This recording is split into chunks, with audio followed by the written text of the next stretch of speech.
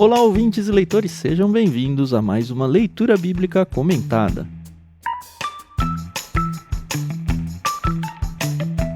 Eu sou o Thiago André Monteiro, @vulgutan, estou aqui com a Carol Simão e com o Edu Oliveira, e hoje é dia da gente conversar sobre o capítulo 34 de Êxodo. Bom dia, meus amigos, tudo bem? Oi, pessoal, tudo bem? Aqui é a Carol Simão. E estamos começando a nos despedir de Êxodo, não desse povo maravilhoso, né, que é o povo de Israel, mas com esse aqui vão faltar o quê? 6 programas para acabar o Êxodo e depois o epílogo, né? E aí é finito. Tá acabando mesmo. É. E aí, pessoal, muito bom mais uma vez estar com vocês, com você, Carol, Tan, e chegando ao final dessa peregrinação, pelo menos do Êxodo, né? Porque tem muita história ainda, né? Continua no resto do Pentateuco, né? Mas do Êxodo, sim. Pois é. E agora vocês vão conhecer mais um ouvinte do Leitura Bíblica Comentada. A voz está com você. Olá, pessoal. Aqui é o Fernando Simão, de São Paulo. E não, o sobrenome não é coincidência. Eu sou o marido da Carol e você está ouvindo Leitura Bíblica Comentada. A gente queria agradecer à editora Mundo Cristão por emprestar os direitos da NVT e também a pianista Maria Lídia pela trilha sonora que você está ouvindo agora. Bom episódio! E é isso, pessoal. Fica o convite para que você também mande o seu áudio. A gente ama receber áudios de vocês e colocar a voz de vocês eternizada aqui no LBC. Então, se você puder fazer esse carinho por nós, manda um áudio pra gente via Telegram ou pelo Discord. A gente tem link para entrar nessas comunidades aí, tudo na descrição do programa. E a gente coloca o áudio de vocês aqui. O que vocês têm que fazer é só se apresentar, dar os créditos da NVT a Mundo Cristão e da trilha sonora a Maria Lídia. E se quiser deixar um recadinho aí falando sobre o LBC na sua vida, melhor ainda. Combinado?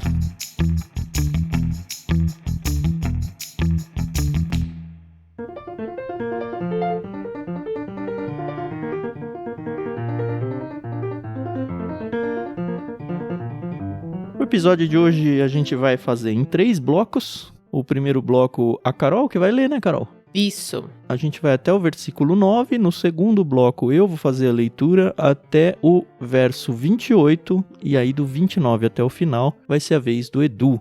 E a bola está com você então, Carol. Vamos lá. Êxodo capítulo 34 até o verso 9. Vamos lá.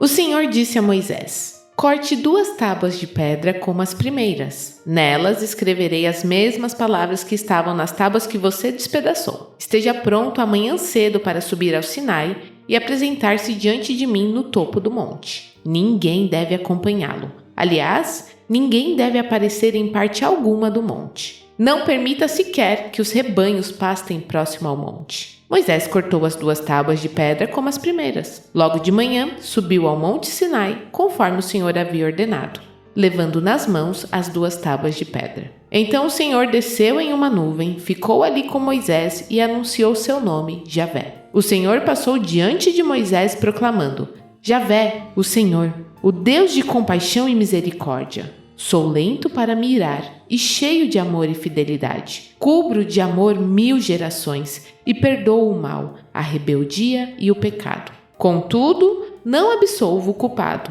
Trago as consequências do pecado dos pais sobre os filhos até a 3ª e 4ª geração. No mesmo instante, Moisés se prostrou com o rosto no chão e adorou. Em seguida disse: Senhor, se é verdade que te agradas de mim, peço que nos acompanhes na jornada. É verdade que o povo é teimoso e rebelde, mas eu te peço que perdoes nossa maldade e nosso pecado. Toma-nos como tua propriedade especial.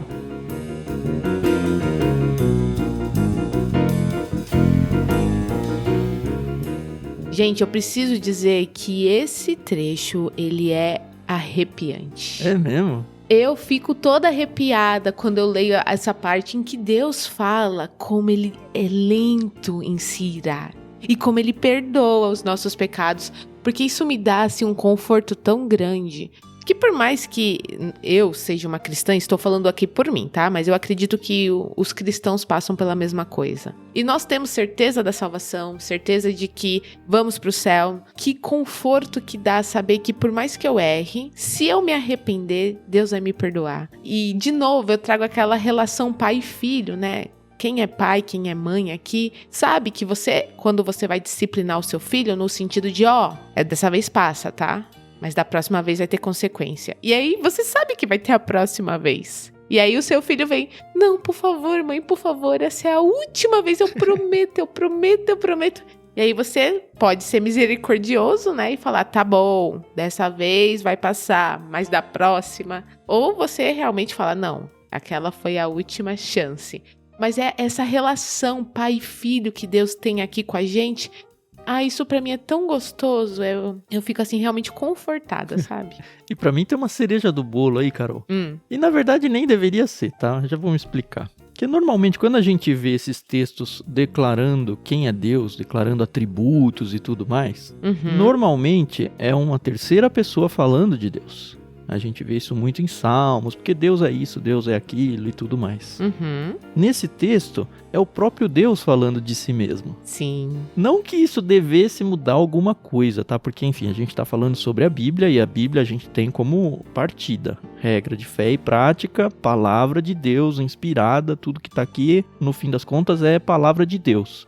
Mas pra mim, leitor, assim, que seja desavisado, não é pra ter um peso diferente, mas tem um brilho diferente quando é o próprio Deus falando de si mesmo, sabe? Sim. Eu não quero correr o risco de ser daqueles que pintam as palavras de Jesus em vermelho, tem até umas traduções que fazem isso, né? Como se, essas palavras são mais importantes porque foi palavra de Jesus mesmo, e a outra foi palavra dos apóstolos, sei lá. Não é isso, tá? Eu acho que isso é um risco que o cristão não deveria correr. Mas é muito legal ver que, olha, lá no Pentateuco, já no Êxodo, o povo de Deus ouviu da boca de Deus quem é ele. E então, quando aparece isso de novo em Salmos e em todas as outras vezes, é só o povo repetindo aquilo que Deus mesmo fez para se apresentar ao povo. Eu acho demais isso. Sim. É bem interessante que aqui tem um Deus se apresentando, fala do nome, né? Mais uma vez, no capítulo anterior nós falamos sobre isso, né? Eu só vou falar meu nome pra você. E aqui, mais uma vez, ele fala disso novamente, aponta a questão do nome. E daí ele vem falando sobre os seus atributos. E aqui nós temos um problema aqui, né? Porque de trechos assim, às vezes saem algumas pérolas, né? Algumas distorções teológicas, né? Tem uma teologia bem moderna e muito popular no nosso país, né? Que é aquela da maldição hereditária. Advinda de um texto desse, mal traduzido, mal interpretado, né? Fala que, olha, você sofre hoje, você passa isso porque vem lá do seu pai ou do seu avô, então você precisa de uma cobertura espiritual para vencer essa maldição. Então algumas teologias, né, tentativas teológicas aí, nascem de textos assim. E de interpretações errôneas, porque assim, a questão aqui não é essa. Nem um pouquinho tem esse atributo. Inclusive, esse texto aqui se encaixa. Deixa eu dar um spoiler aqui, né? Há algumas semanas a 4ª temporada do The Chosen saiu aí, né? Em português, né? E ela culmina logo no início da 4ª temporada com aquela cena. E você já assistiu, Tan? Ou ainda não? Nem é primeiro episódio ainda. Assista. Vai logo na morte de João Batista, foi muito legal.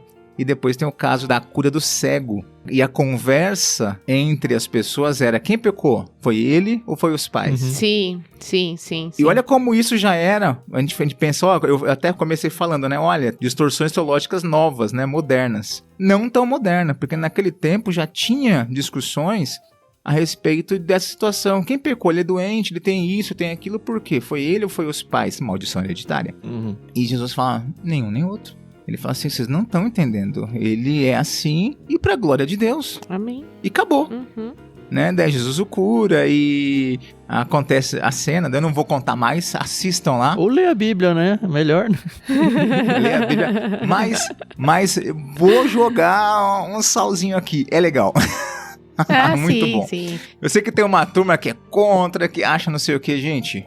Muito legal. Eu demorei pra assistir, eu tenho um mega preconceito com filmes, séries bíblicas, porque normalmente não consegue desenhar ou apresentar o que é, né? O texto bíblico, ou tem distorções, mas eu vou dizer pra vocês, The Chosen me pegou assim de surpresa e foi fantástico, tem sido fantástico. Que bom, tomara que ele não se perca no final, né? Tem tanto seriado que começa bem e vai degringolando aí. É verdade, mas é muito interessante.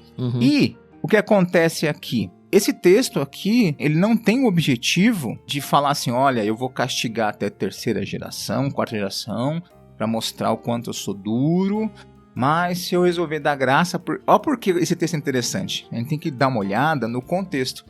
No texto anterior, capítulo anterior, Moisés pede para ver o rosto de Deus. Lembra? Sim. Uhum. E Deus não faz rodeio com Moisés. Ele fala assim, Moisés, eu vou abençoar quem eu quiser abençoar. Tem até um versículo forte lá. Deixa eu pegar ele aqui. É um texto forte. No 19, acho que vale ler de novo, do capítulo passado, tá? O Senhor respondeu, farei passar diante de você toda a minha bondade e anunciarei diante de você o meu nome, Javé. Ó, o Javé de novo aqui, ele acabou de falar isso no que a gente leu agora. Isso. Sim. Pois terei misericórdia de quem eu quiser e mostrarei compaixão a quem eu quiser. Foi esse aí que você tá falando, né? Isso, esse mesmo. Deus deixa claro pra Moisés assim, ó, a questão da minha soberania é muito clara. Eu não faço conchavos aqui, não faço acordos políticos. Não sou refém de nada, né? Exatamente. Uhum. E aí, você vai entender que essa conversa aqui tá continuando, Sim. né?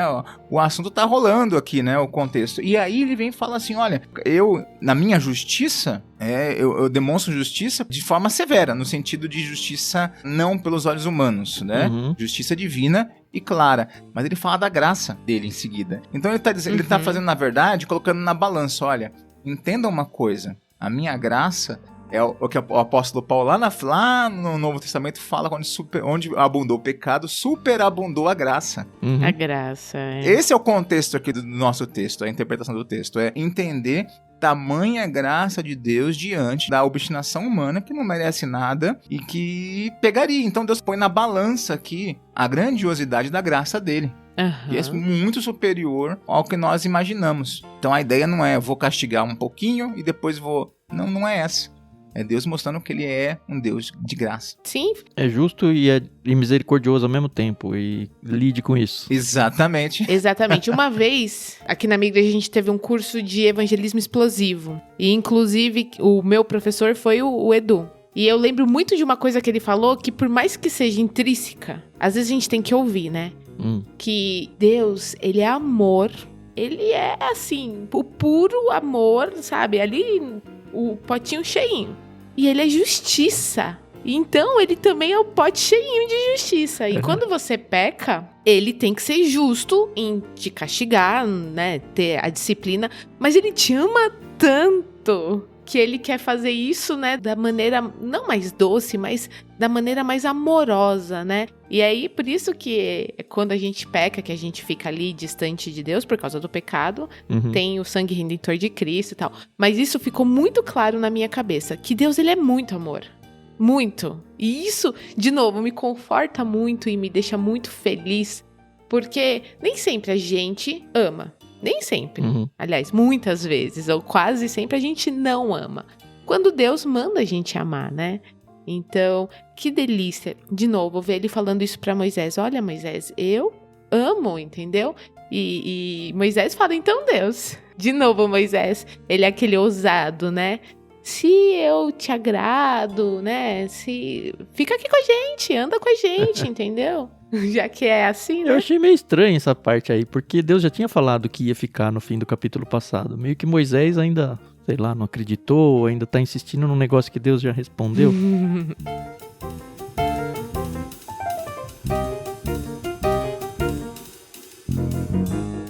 E nesse texto que vocês estão falando, me incomodou quando eu tava lendo, tá? Porque eu acho que ele tem um potencial para a construção de uma teologia herética muito grande. Eu vou reler o verso 7.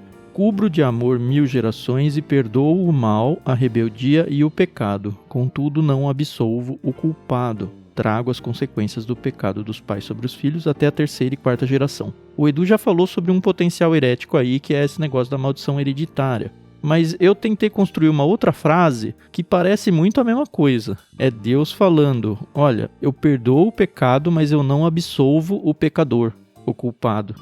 E isso soa bem estranho para mim. Então a gente tem que tomar um certo cuidado aí, porque a gente tem os nossos pecados lavados no sangue de Jesus, sabe? Nossos pecados não são mais apresentados diante de Deus. Ao mesmo tempo, a gente tem a certeza, isso do Antigo e do Novo Testamento, que os nossos pecados têm consequências. Não são consequências para nós salvos, né? Não são consequências condenatórias para a eternidade. Então você não perde a sua salvação, nem nada do tipo. mas trazem consequências pra você, e cuidado, hein, porque pode trazer consequência pros seus filhos, pros seus netos, dependendo do pecado que você comete. E acho que é isso que ele tá tentando trazer aqui, olha, eu trago consequências pra frente. O povo aqui pecou feio e por causa disso eles vão peregrinar 40 anos no deserto. Eles não iam peregrinar 40 anos no deserto. Quem que tá sofrendo com isso aí? Eles todos vão morrer, a próxima geração vai peregrinar no deserto. Exato. A próxima geração já era pra estar dentro da terra prometida. Olha só como eles foram penalizados pelo pecado dos pais também. Óbvio que os pais foram penalizados, né? Mas os filhos acabam sofrendo.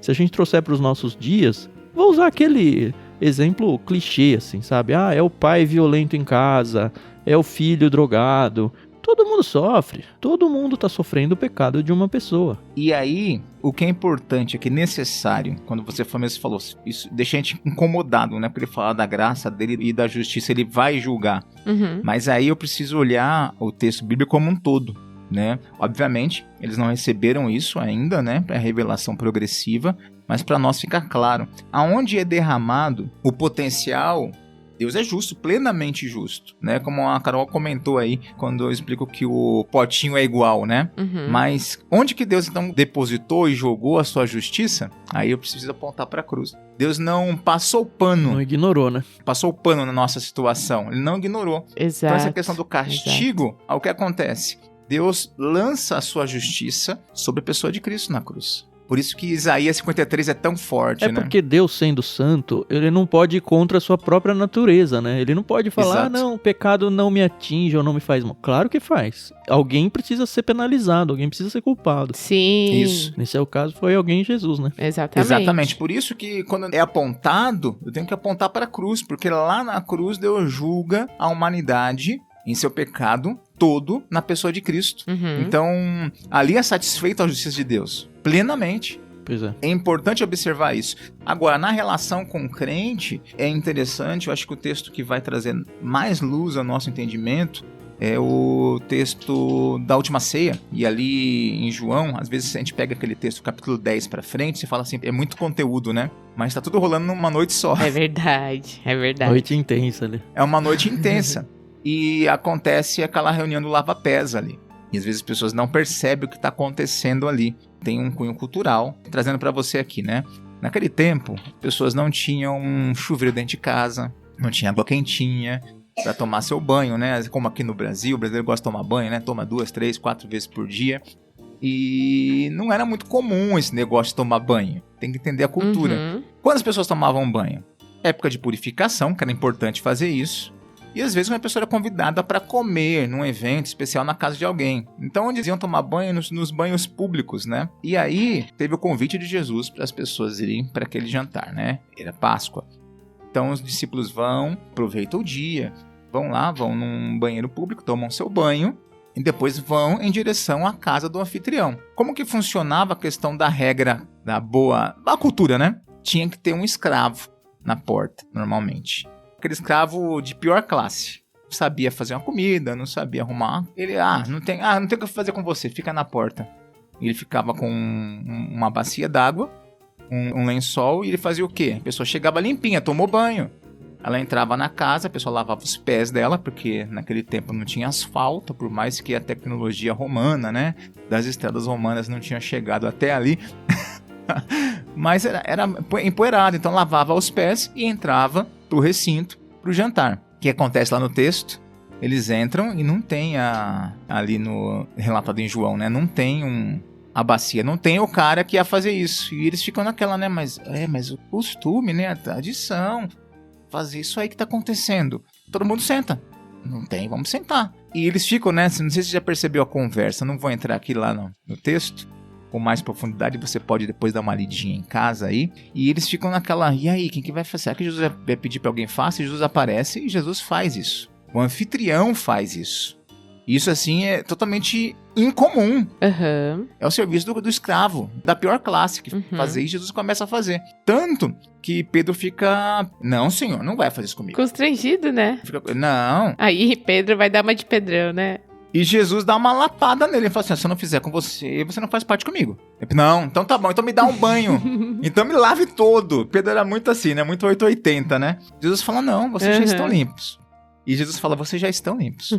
Isso é muito legal, esse texto é muito legal, porque Cristo já também define que tem um cara ali que não é dele. Ele fala, vocês já estão limpos. Em João 13 ali. Menos um. Parece que Jesus para no tempo, tá conversando, vocês já estão limpos, porque eles já tomaram banho, lembra o banho público? Todo mundo se arrumou, ficou bonitinho, arrumadinho. Vocês já estão limpos. Menos um. Aí fica aquela cena, né? Menos um ali. Mas o fato ali tá dizendo o quê? Eles já foram lavados pelo sangue do Cordeiro. Sim. A comunhão, a limpeza maior já foi feita por Deus. Já eram salvos. Mas falta algo. De tempos em tempos, ele tem que lavar os pés. O sabão do crente, 1 João 1:9, de tempos em tempos o pé fica sujo. E como que eu retorno a minha comunhão com Deus? Quando eu vou lá e faço essa limpeza. Né? Essa limpeza é feita. É restituição de comunhão. Não tem a ver com a questão de salvação. É restituição de comunhão. Então, é interessante observar esses detalhes aqui, né? De entender tamanha graça de Deus, mas a gente ainda dá umas escorregadas, né? A gente ainda falha muito. E precisa dar uma lavada no pé. Então a gente experimenta de graça de Deus, mas também Deus tendo que tratar as situações, porque o pé tá sujo. Brincou o dia inteiro, a molecada do nosso tempo aí, ficava o dia inteiro na rua, correndo, jogando bola, descalço. Daí ia pra casa à noite, escondido, não tomava banho, ou tomava banho daquele jeito, nem não lavava o pé. Daí ia dormir com o pezão preto, né? Tudo sujo, tem que lavar o pé. Pois é. E aí é legal que a gente vê que Deus fala para Moisés, né, esculpir 2 tábuas, né, que é onde ele vai reescrever Isso. os mandamentos, né? E a gente vê que dessa vez é Moisés quem esculpe, né? Porque as primeiras tábuas foram dadas por Deus para ele, né? Ele que corta as pedras, mas é muito interessante que quem escreve ainda é o dedo de Deus. Ah, sim. Eu fiquei na dúvida disso, tá? Eu tive que olhar em outras traduções pra ver o verbo usado aqui. Pra ter certeza. Mas esse, na NVT, ele coloca como nelas escreverei, né? É Deus aqui, tá? Sim. E é interessante porque se antes a aliança tinha sido quebrada e o quebrar das pedras, né? A gente falou um pouco disso nos episódios passados, significava justamente isso, né? A quebra da aliança pelo lado do povo. O fato do próprio Deus aqui ter ordenado para Moisés que preparasse as novas tábuas é uma prova de que o próprio Deus tinha perdoado o povo e vamos fazer aliança de novo. É meio que uma aliança unilateral aqui, eu acho.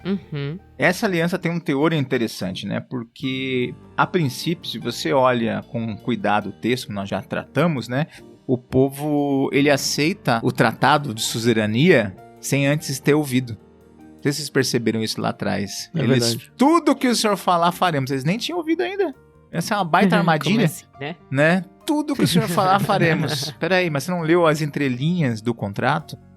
Não leu as linhas pequenininhas? Agora é tudo de novo. Exatamente, mas já tá lá. E assim, e eles pagam por isso, né? Isso é legal, porque assim, agora eu tô expondo Romanos na igreja, né? A gente começou Romanos há algumas semanas. E nós chegamos no capítulo 3. Né? E é quando o apóstolo Paulo fala, a lei não vai perdoar pecados, ela vai só evidenciar que vocês não conseguem resolver o problema de vocês. Exato. Pois Pra isso que ela serve. Exatamente. E é difícil de entender isso assim, viu? Demora. Os judeus não entenderam na época deles. E não entende até hoje. Essa parte eu não sei. Não entende até hoje. A ponto de não ter reconhecido o Messias, né?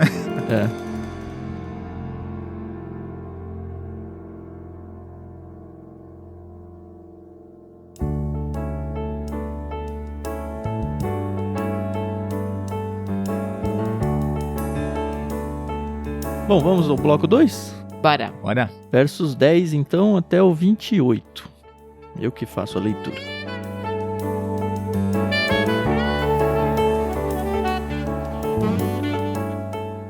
O Senhor respondeu: faço hoje uma aliança com você na presença de todo o seu povo. Realizarei maravilhas jamais vistas em nação alguma ou lugar algum da terra. E todos ao seu redor verão o poder do Senhor, o poder temível que demonstrarei em seu favor. Observe com atenção, porém, tudo o que eu lhe ordeno hoje. Irei à sua frente e expulsarei os amorreus, os cananeus, os hititas, os ferezeus, os heveus e os jebuseus. Tenha muito cuidado para não assinar tratados com os povos que vivem na terra para a qual você está indo. Se o fizer, seguirá pelos maus caminhos deles e cairá numa armadilha. Em vez disso, destrua os altares idólatras, despedace as colunas sagradas e derrube os postes dedicados à deusa Aserá. Não adore outros deuses, pois o Senhor, cujo nome é zeloso, é Deus zeloso de seu relacionamento com vocês.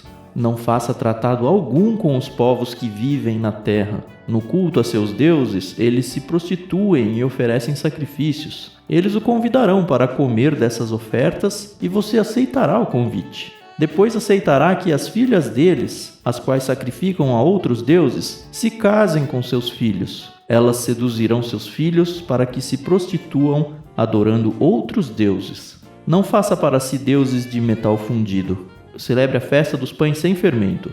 Durante 7 dias, coma seu pão sem fermento, conforme eu lhe ordenei. Celebre essa festa anualmente no tempo determinado, no mês de Abibe, pois é o aniversário de sua partida do Egito. As primeiras crias de todos os animais me pertencem, incluindo os machos das primeiras crias de seus rebanhos de bois e ovelhas. Para resgatar a primeira cria de uma jumenta, entregue ao Senhor como substituto um carneiro ou um cabrito. Caso você não resgate o animal, terá de quebrar o pescoço dele. Quanto aos primeiros filhos homens, será obrigatório resgatá-los. Ninguém deve se apresentar diante de mim de mãos vazias. Vocês têm 6 dias na semana para fazer os trabalhos habituais, mas no 7º dia não deve trabalhar, mesmo nas épocas de arar e colher. Celebre a festa da colheita com os primeiros frutos da colheita do trigo. Celebre também a festa da última colheita no final da safra. 3 vezes por ano, todos os homens de Israel comparecerão diante do soberano, o Senhor, o Deus de Israel. Expulsarei as outras nações de diante de você e aumentarei seu território, para que ninguém cobice sua terra, enquanto você comparece diante do Senhor, seu Deus, 3 vezes por ano. Não ofereça o sangue de meus sacrifícios com pão que contenha fermento. Não guarde até a manhã seguinte carne alguma do sacrifício de Páscoa.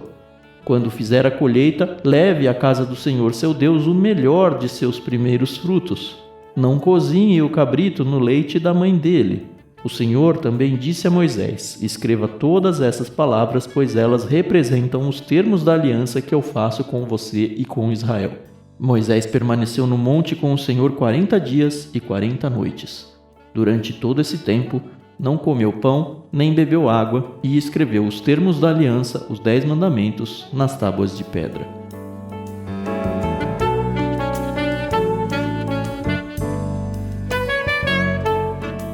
Será que foi Moisés que escreveu aqui? Agora fiquei na dúvida, hein? Porque lá Deus falou, eu escreverei, aqui falou Moisés que escreveu. Não sei, hein? Pode ser que eu tenha uma errata dentro do próprio episódio, aqui não sei. Não vou pôr minha mão no fogo por isso. Então, porque assim, aquela questão, né? Eu escreverei, você pode encaixar muito até os escritores do Novo Testamento, né? O apóstolo Paulo escreveu cartas que não foi da mão dele, né? Tinha uma amanuense ali. Pode ser. Evangelho de Marcos, por exemplo, por mais que é Marcos que tá ali, né? A tradição fala que quem tava ditando lá era Pedro, né?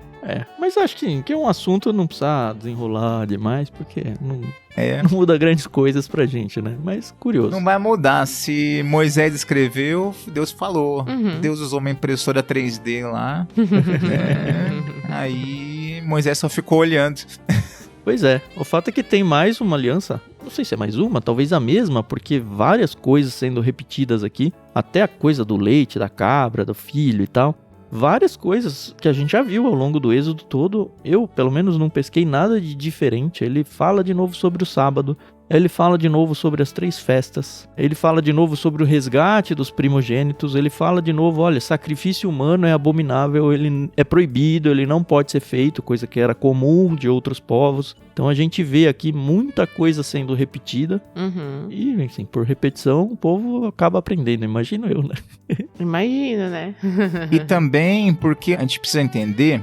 É muito comum na literatura, né? E você vê isso também na literatura antiga, essa questão. Ele passou com os detalhes e agora ele faz um resuminho, né? Então, se você olhar, ele tá condensando o que já tinha falado antes aqui, ó. Lembra da lei, é isso, isso e isso. Sim. Com alguns detalhes que talvez não passou tão a fundo lá atrás, com algumas formas de tratar, né? Lembrando que o lanche, quando eles fossem abrir o McDonald's lá na Terra Prometida, não podia ter queijo, né, no Big Mac, porque é abominação. Sim, sim. Então, tá aqui, claro, o aviso.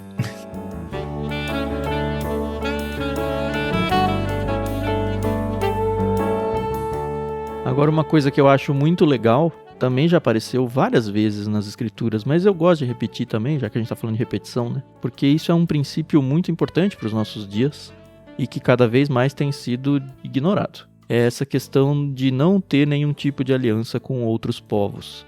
A gente vê aqui a palavra se prostituir aparecer algumas vezes, mas essa prostituição é diferente da prostituição que a gente está pensando aqui nos dias de hoje, como algo sexual e tudo. O que ele está falando é se prostituir com outros deuses, tá? É o contexto aí. Uhum. Mas essa espiral descendente é muito patente no texto e ela é patente na sociedade de hoje. Olha, não se misturem com eles. Primeiro vocês vão começar a adorar os deuses deles, se vocês forem se misturar. Com o tempo vocês vão se dar em casamento ou pegar mulheres para ser esposas e trazer para dentro do nosso povo. E isso vai dar ruim, sabe? Vai dar uma mistura que não é pra ter. Uhum. E aí essa espiral de, é normal isso, é normal aquilo, não, abre aqui uma brechinha, faz não sei o quê. Quando vocês menos perceberem, vocês vão estar em família, Exato. numa família mista aí, no mau sentido mesmo, adorando outros deuses e eu sou um Deus zeloso. Ele falou num verso que a gente leu atrás, acho que é a Carol que leu, né? Zeloso. Uhum. Zeloso. Não é pra misturar as coisas. E pros nossos dias a gente tem que tomar muito cuidado. A gente hoje como pais, né, nós três aqui, em instruir os nossos filhos para que eles escolham maridos e esposas dentro da fé, sabe? Pessoas compromissadas de verdade com Deus. E às vezes tá dentro da igreja não quer dizer muita coisa, sabe? Você tem que olhar para o que realmente Deus representa na vida da pessoa que você está escolhendo, porque as consequências, para usar também um texto que a gente já leu hoje, elas vão espirrar não só para vocês, para os seus filhos, para os seus netos, talvez um casamento que nem vai conseguir continuar, sabe? Porque você fez uma decisão errada hoje. Então lê esse texto não como era algo cultural, eram outros deuses, era outro povo. Traz para os dias de hoje e pensa a respeito. E inclusive, quando ele entra nessa questão da prostituição, entra a questão da prostituição política. Quando você começa você vê isso acontecendo com Salomão. Ele começa a abrir a guarda quando ele começa a fazer seus casamentos lá. Sim. Daí ele começa a adorar outros deuses, começa a construir... eu tô com a esposa tal, né? Das suas... Lembra? 700... Isso que foi o homem mais sábio do mundo, hein? Que coisa. Tem que fazer um templo pra o deus dessa esposa. Daí casou com outro, agora tem que fazer o templo. E aí você vê pra onde foi, né? Então, isso entra. E, em especial, em um dos versos aqui o 15, ele fala assim, no culto a seus deuses, eles se prostituem e oferecem sacrifício. Mas aqui entra a prostituição também. Prostituição cultual, porque a deusa Azerá era a deusa da fertilidade, né? Uhum. Dos povos ali. Inclusive, falavam que era a deusa mãe da família de Abraão. Essa eu não sabia, não. Deus tira ele, você não faz parte mais disso, não. Pode apagar isso dos deuses babilônicos ali, dos deuses ali daquela região ali. Então, ela tinha um nome muito forte ali. Por isso que ele usa bem o nome dela aqui. Uhum. Dá o nome aos bois. Dá o nome aos bois porque... Enfim, eles sabiam o que estava sendo dito, né? Já logo de cara, porque ela era o símbolo da fertilidade, ela era o símbolo era a Mãe Terra. Uhum. Talvez você já ouviu, né? Na modernidade, nos nossos dias, Mãe Terra, não sei o quê. Mudou nada, só mudou o nome. Azerá. Sim. A mesma Será que coisa. é mais natureza hoje, não? Então. E nesse tipo de adoração, tinha essa questão. Inclusive, o mesmo desdobramento que no tempo no primeiro século, você vê já com outro nome, né? Artemis dos... É a Diana dos Efésios, né? A Diana e a Artemis, né? Que eram arquétipas também, mas um era dos gregos, outros eram daqui de Corinto, né? Aquela briga, mas era a mesma deusa, tá? No fim das contas, só mudava nome, né? E região. E quando Paulo chega e prega o evangelho ali, tem um problema político e econômico, porque a grande fonte de lucro daquela cidade era esse culto pagão. E era uma cidade portuária. Por que era lucrativo? Porque o povo vinha e ali os pais ganhavam dinheiro colocando suas filhas com 12, 13 anos, 14 anos como profetisas cultuais, onde era praticado sexo. para adoração ali. Sim, sim. Ainda mais em navegantes, né? Que até hoje você vê marinheiros chegando desesperados para ter um relacionamento sexual ali. Exatamente. E quando o evangelho chega lá, ele quebra a estrutura comercial daquela cidade, porque o evangelho entra com tanto impacto que eles começam a abandonar isso. Inclusive no texto de Atos fala que quem se converteu foi em praça pública e queimaram seus livros de bruxaria. Ele fala de um montante de dinheiro ali alto.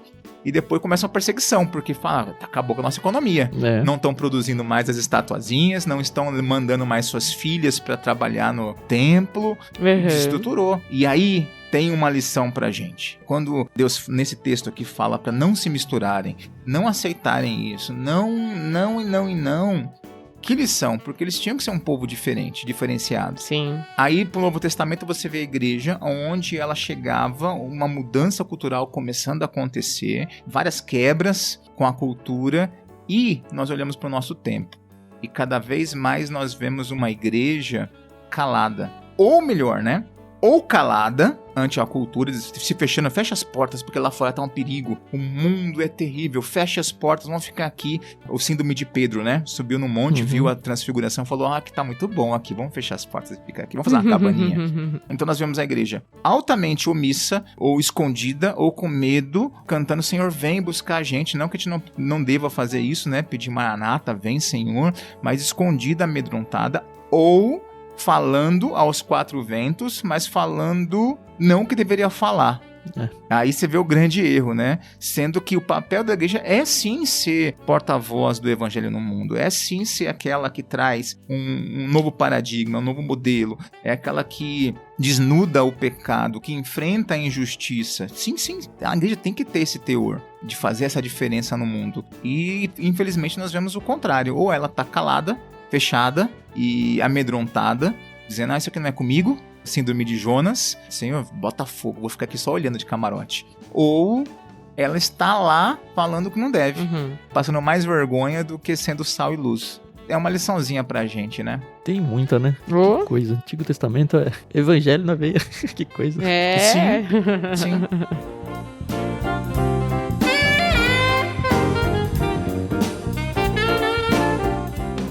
Tem uma coisa que eu gostei demais aqui também nesse trecho que a gente leu, que é não só a parte dos sábados, né, falar outra vez, e a importância e tudo, que é meio chovendo molhado em relação a tudo que a gente já falou, mas é o destaque que ele dá, se não me engano, no verso 24. Expulsarei as outras nações de diante de vocês e aumentarei seu território para que ninguém cobice a sua terra enquanto você comparece diante do Senhor seu Deus 3 vezes por ano.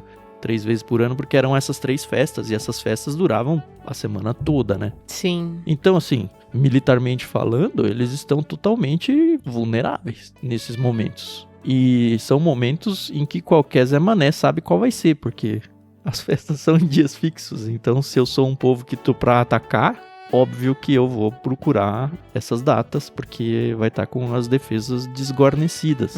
Mas Deus fala, olha, sou eu que cuido de vocês, não são vocês que se protegem, sou eu que protejo. A gente já viu várias vezes Deus falando, eu vou na frente, eu vou guerrear, eu vou conquistar a terra prometida no lugar de vocês. Aqui é o contrário, é Deus falando, eu não vou deixar que vocês sejam conquistados. Então, no fim das contas, tudo é Deus. E de novo, trazendo para os nossos dias, a gente não está falando de guerra para os nossos dias, mas a gente está falando, por exemplo, do nosso trabalho. A gente já falou várias vezes também. É chover no molhado, é falar de novo a mesma coisa. Mas entenda, não é o seu trabalho que traz seu dinheiro para casa, é Deus. Então, se você precisa virar madrugada e madrugada e madrugada, e se você se cobra naquele nível insano que faz mal, e você acaba roubando o tempo que deveria ser um tempo dedicado a Deus, você está em pecado, tá? Porque é Deus que vai cuidar e sustentar e proteger a sua família. Não é o seu salário. Exatamente. Inclusive, Tan, você matou a pau falando disso agora, questão que não é só a proteção nos dias de festa, mas também o trabalho, entender assim, fazer outros olharem, mas peraí, você trabalha menos e você confia nisso? Claro, porque é Deus que é a minha provisão, né? E aqui tem uma coisa interessante sobre o cuidado de Deus, inclusive, além de trabalhar um dia menos, entendendo a importância do descanso e entender que Deus é quem provisiona a nossa vida, eles têm uma lição muito linda aqui no 26. Quando fizer a colheita, leve à casa do Senhor, seu Deus, o melhor dos seus primeiros. E, gente, trazendo para nós, para os nossos dias, como nós falhamos nisso. Por quê? Vem agora fala do pastor, né? Lembrando da questão do dízimo. Não, é lição de Deus aqui lá atrás. Não é o que sobra, é o seu melhor. Exato. São os primeiros frutos. Ganhou já dá, não é o que... E quantas vezes nós temos uma relação com Deus na questão das nossas ofertas, no nosso voluntariado, no nosso dízimos, baseado no... eu vou ver o que sobra. Nunca vai sobrar, tá? Porque sempre você vai fazer continha e não vai bater. E é legal quando você tem uma cultura de, peraí, é o primeiro, e pronto, e Deus vai cuidar do resto. Ele cuida, e você fica, mas... Ele cuida. E aí?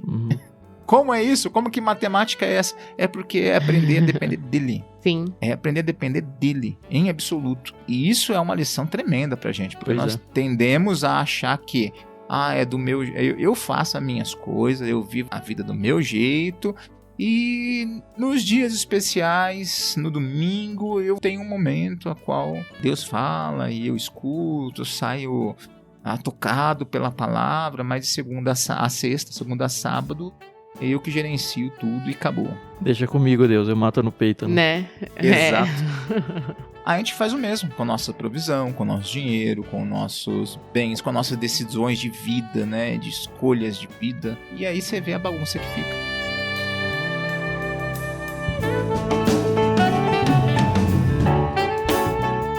E eu não queria virar de bloco antes de uma coisa que não é tão importante quanto isso que a gente estava falando, tá? Mas no verso 28 que eu li agora, Moisés permaneceu no monte com o Senhor 40 dias e 40 noites. Durante todo esse tempo não comeu pão nem bebeu água, o que já pra mim é assustador. Ou não comeu, até vai, mas não bebeu água, você fala, cara... Toda vez que me perguntam de jejum, mas nem água, eu falo, não, água obviamente, né, ninguém aguenta. Tá certo que ele tá aqui com Deus, então, assim, pode ter uma proteção especial, do mesmo jeito que as roupas não envelheceram por 40 anos no deserto, Deus tá preservando a saúde e o corpo aí do Moisés, mesmo sem água. Não vai inventar de fazer jejum sem água de 40 dias, por favor. Mas o que me chamou muita atenção é que, apesar desse absurdo de jejum de 40 dias... A gente não pode esquecer que o Moisés acabou de voltar do monte. Ele voltou, teve a briga do bezerro de ouro lá, e eu sei lá, aparentemente, na minha cabeça passou poucos dias. E é que passou alguns dias. E ele volta. Eu não me lembro se ele já tinha passado por um jejum de 40 dias na primeira ida. Devia ter feito essa pesquisa aí na Bíblia, não fiz, infelizmente. Mas será que ele passou aí, num curto período, 80 dias? Eu creio que não, porque teve aquele banquete, lembra? Na presença de Deus. Ele e os príncipes. Mas depois ele fica sozinho lá 40 dias, né? Será que... Depois ele fica sozinho. É que não foi uma preparação pra esse... Sei lá. Pode ser. Eu quis compartilhar com vocês. Porque eu falei, meu Deus, 40 já é, assim, impossível sem líquido. Imagina se foi 80 mesmo. Mas enfim. Um link com a tentação de Jesus, né? Falou, Jesus, sim, Moisés ficou 40. Vai ficar 40 também pra mostrar que tu é sujeito homem também.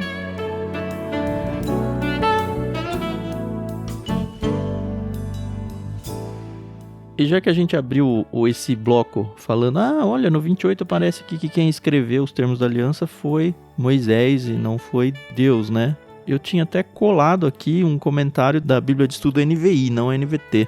Tá assim lá, ó. Escreveu. Aqui o Senhor e não Moisés é provavelmente o sujeito. Acredito que quem comentou isso aqui foi para as línguas originais e tudo. Mas já que a gente mencionou o assunto, né? Seria bom deixar registrado pelo menos aqui. Que no verso 28 se escreveu aqui. Aparentemente existe algum argumento linguístico para defender que esse escreveu é Deus e não Moisés. De novo, eu não ponho minha mão no fogo por isso e nem é e tá tudo base bem, né? para as nossas fés. Né?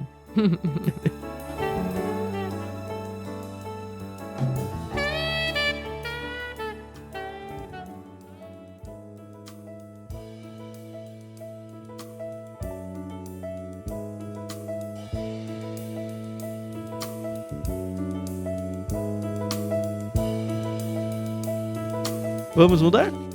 Bora. Então, Edu, agora você vai do 29 até o final.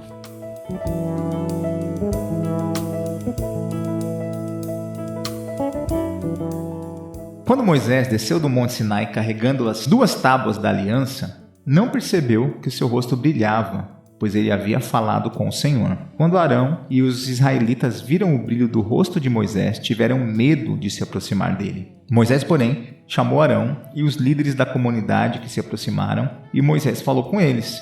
Em seguida, todo o povo se aproximou, e Moisés lhes transmitiu todas as instruções que o Senhor lhe tinha dado no Monte Sinai. Quando Moisés terminou de falar com eles, cobriu o rosto com um véu. No entanto, sempre que entrava na tenda da reunião para falar com o Senhor, tirava o véu até sair. Depois, transmitia ao povo as instruções que o Senhor lhe dava, e os israelitas viam o brilho do seu rosto. Então Moisés cobria novamente o rosto com o véu, até voltar a falar com o Senhor.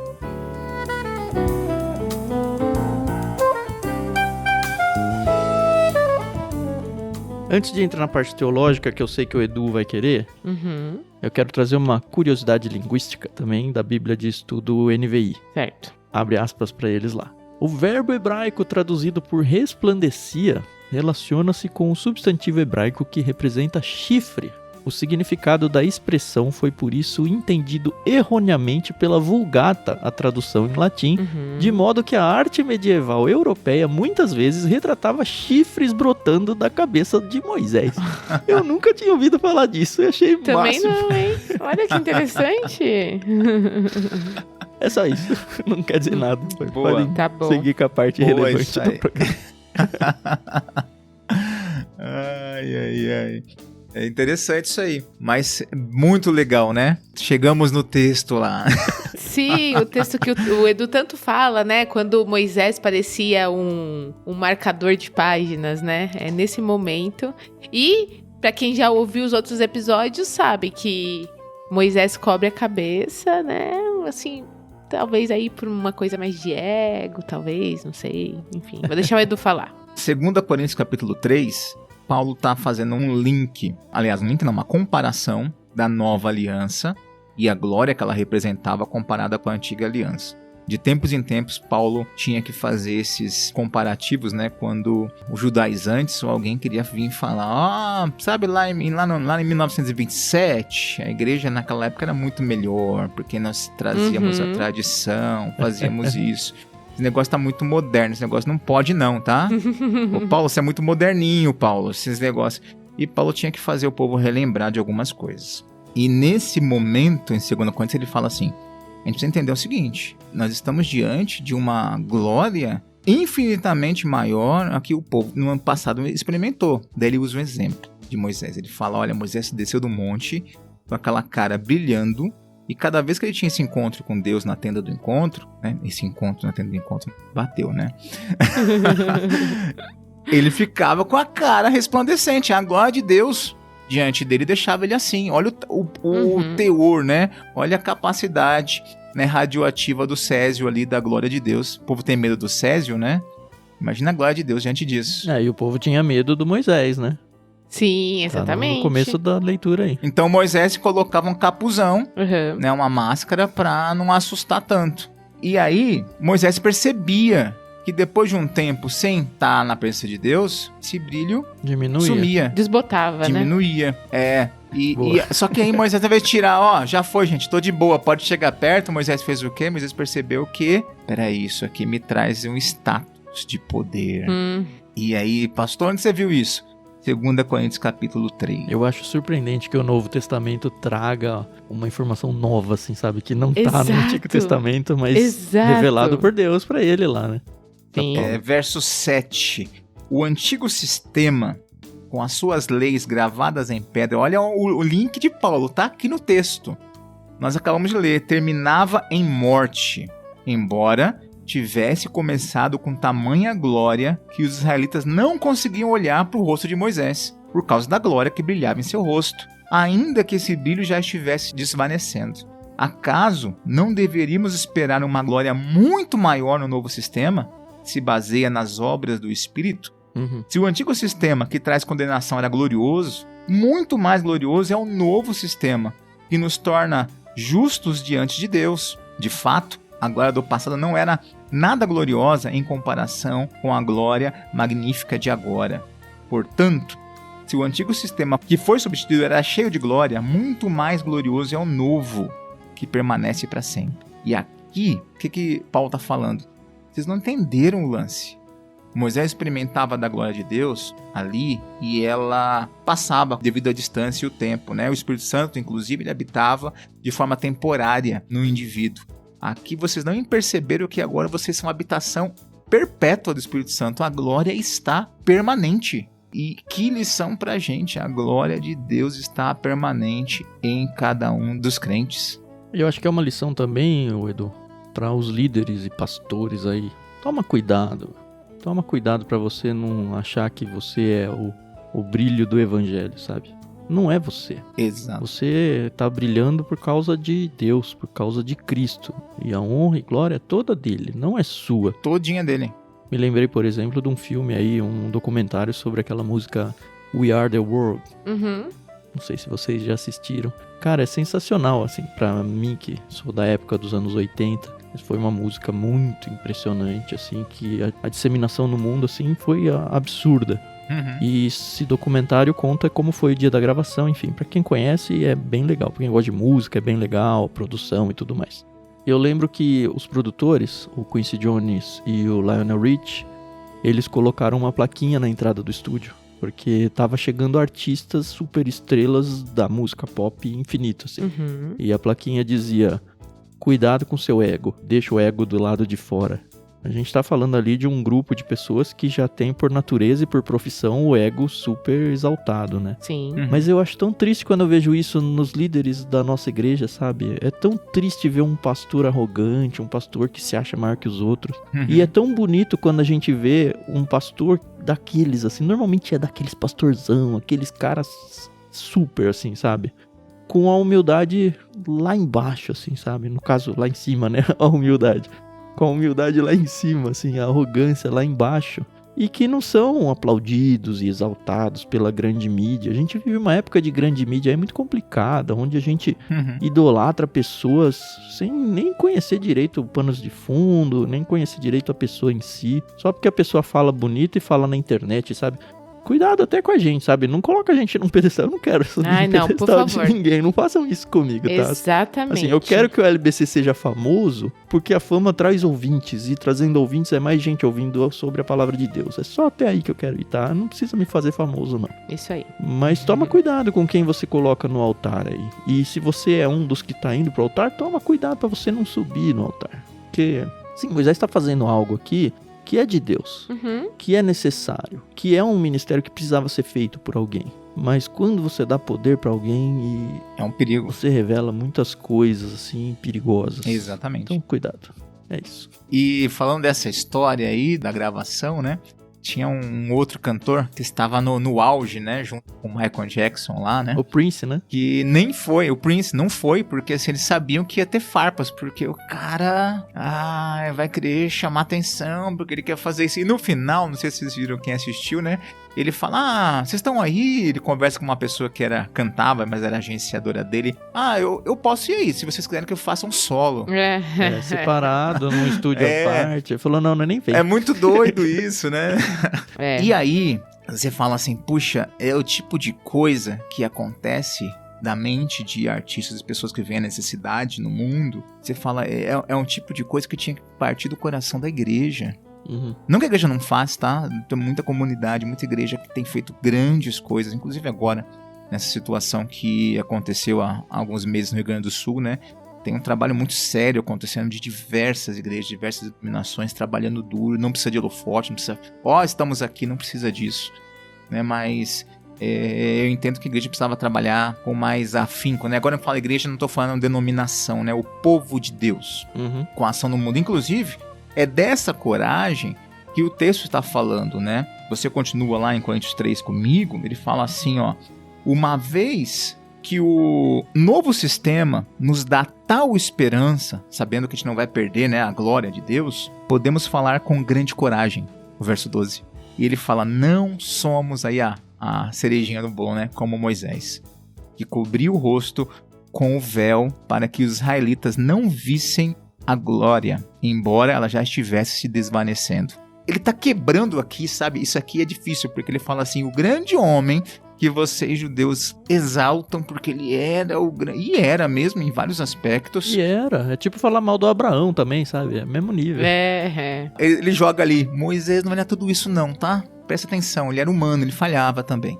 Pois é. Então, é muito legal ele falar assim, olha, nós temos algo que Moisés não experimentou. Então, vamos lá, vamos fazer essa diferença. É um chamado muito sério, né? Porque não é o nosso poder, não é nossa, como o Tanjo falou, né, sobre líderes, não é o nosso poder, é o poder de Deus. Amém. É lembrar Atos 1:8, né? Lembra a resposta, vocês vão receber poder ao descer sobre vós o Espírito Santo e sereis minhas testemunhas, né? Tá falando sobre falar aqui. Tanto em Jerusalém como em toda a Judéia, Samaria e até os confins da terra. Então, entenda que é o poder de Deus que nos dá condição de testemunhar até os confins da terra. Então não tem lugar para medo.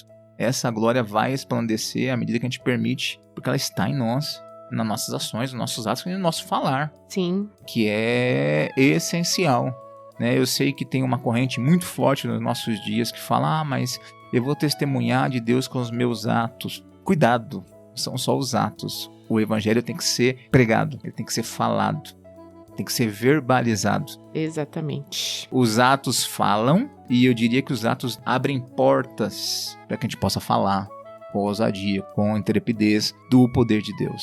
Mas eu não posso só abrir a porta e na hora que eu preciso falar, não, tá bom, já fiz minha parte até aqui.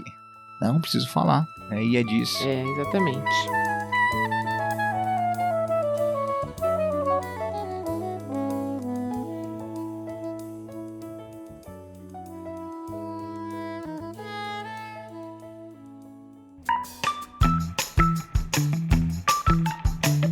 E nesse clima lá em cima, né?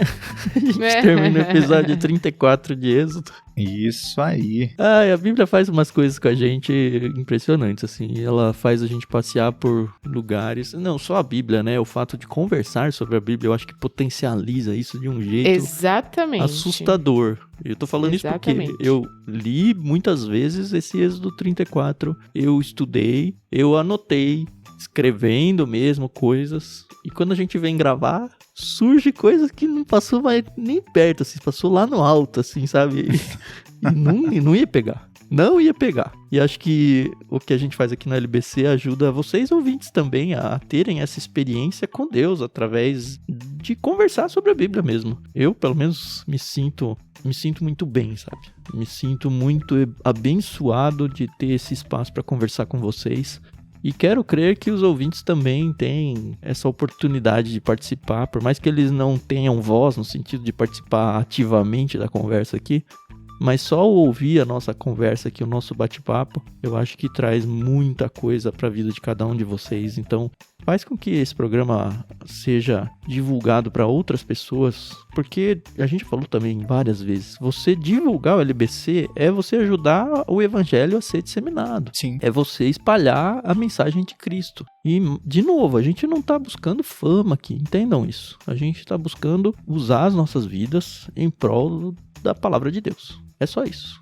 E você pode ser um catalisador bem forte para isso, bem forte mesmo. Então passa para alguém, algumas pessoas no grupo do trabalho, no grupo da escola, no grupo da igreja. Tem muitas igrejas que ainda nem sabem que a gente existe, sabe? E a gente já tá aqui há 3 anos, alguma coisa por aí, ainda por 4, sei lá. Um pouco mais, E vamos ainda sobreviver, se Deus quiser, por muito, muito tempo aí. Então é uma oportunidade para você manter os irmãos da fé conversando sobre a Bíblia toda semana, sabe? Faça isso realmente. E não se esqueça de orar por nós, tá? Dentro das suas orações.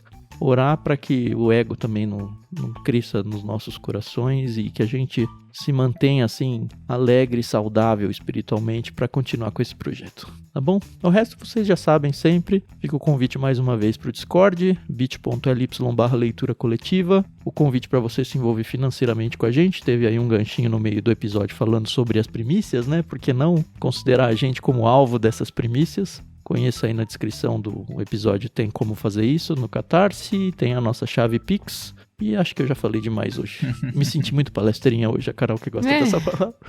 De vez em quando a gente é assim, né? É importante. Beleza, obrigado, viu, galera? Boa semana pra todos, até semana que vem. Isso aí, pessoal, muito obrigada pela paciência e audiência de vocês são incríveis, continuem orando por nós, e vamos que vamos, é só o começo. A gente se ouve no próximo episódio. Até mais. Até mais, pessoal. E o que o Tan falou é claramente importante. Nós vivemos numa época onde a facilidade da informação, né, possibilita isso. Pensa que o apóstolo Paulo, ele falando sobre pregação do evangelho, ele fez de tudo, né, o possível para que pessoas pudessem ser alcançadas num período que não existia comunicação como existe hoje. E nós temos hoje o poder da comunicação das redes sociais. Você pode estar assistindo conosco aqui ao vivo, você pode ouvir depois, né, pegar depois pelos canais, né, de áudio que isso passa. Então você pode transmitir isso para outras pessoas e até para quem não conhece o evangelho, tem dificuldade para ler a Bíblia, pode acompanhar de uma forma um pouco diferente, né, mais descontraída e ao mesmo tempo profunda. Eu digo que é muito profunda, a gente aprende bastante aqui juntos. Eu aprendo com vocês aqui, Carol, com o Tan, sempre que nós estamos gravando. Então a pessoa pode começar a pegar esse gosto pela leitura bíblica, esse entendimento pela leitura bíblica. Então faça isso. Divulgue, que isso vai ser excelente, né? Deus possa abençoar suas vidas, que vocês tenham uma semana abençoada e até nosso próximo encontro. Tchau, tchau a todos.